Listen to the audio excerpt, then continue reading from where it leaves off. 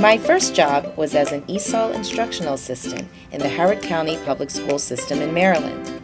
I was working with a 15-year-old Vietnamese student. His name was Min. I was working on math and social studies with him individually and preparing him for the MISPAPs. In case you never heard of the MISPAPs, it stands for Maryland School Performance Assessment Program, which were the assessments used in the state of Maryland before No Child Left Behind. I remember he couldn't easily understand a math question that had a ruler and a pencil. The pencil and the ruler were next to each other, and all he had to do was figure out how long the pencil was.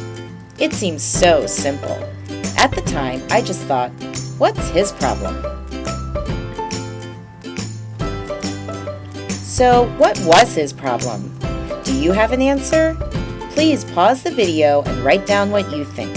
When you are finished, click play.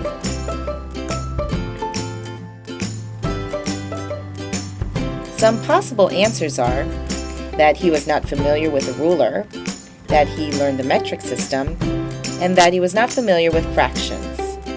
In fact, at the time, I just didn't understand what some of those possible explanations could be. I just thought something was wrong with him. Well, the story continues. Min was in a sheltered social studies class learning about the environment and recycling. I was working with him on one lesson. The topic of the lesson was recycling newspapers. He didn't seem to understand the reading and the concepts, no matter how hard I tried to make it comprehensible. This concept of recycling didn't seem that complicated to me. What was his problem? So, what was his problem? Please pause the video and write down what you think. Then click play when you are ready for the answer.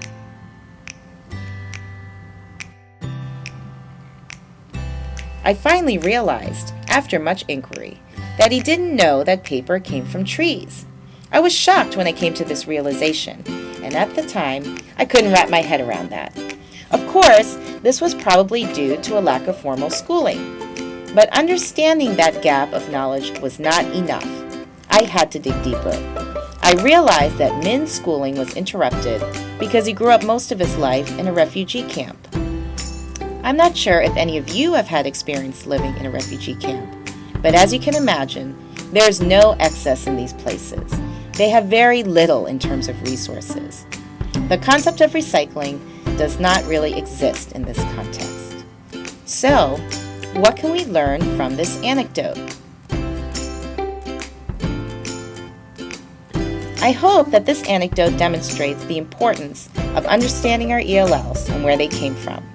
As teachers, we have to look deeper into the ELL experience related to cultural background, life experience, former schooling, and our ELL's conceptual framework.